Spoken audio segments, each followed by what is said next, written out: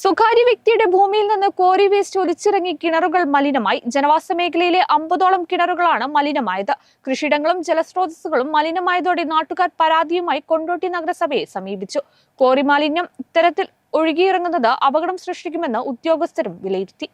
Celebrate the moments of colors. KMT Silks, Perinthalmanna, Kottakkal.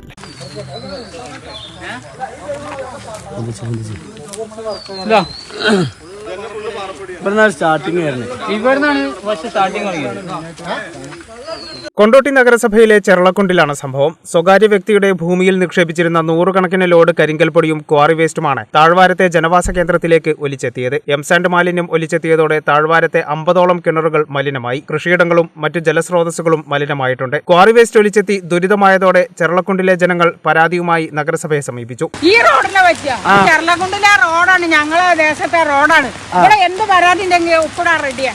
എവിടെ ഒപ്പിടും. മാണി മടത്തിൽ സാജിന്റെ അമ്മ മാണി പേര്.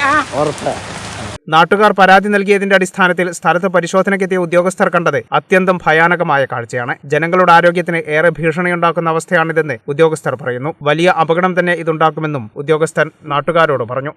അല്ലെങ്കിൽ എന്താ പ്രശ്നം എന്ന് പറഞ്ഞാൽ ഞങ്ങൾക്ക് ഞാൻ പറഞ്ഞാൽ മനസ്സിലായോ? നമ്മൾ ഇതിപ്പോ പെട്ടെന്ന് നീക്കം ചെയ്യണം പറഞ്ഞ ഒരു സ്ഥലത്തിൽ കൊണ്ടും JCB വെച്ചാൽ ചിലപ്പോൾ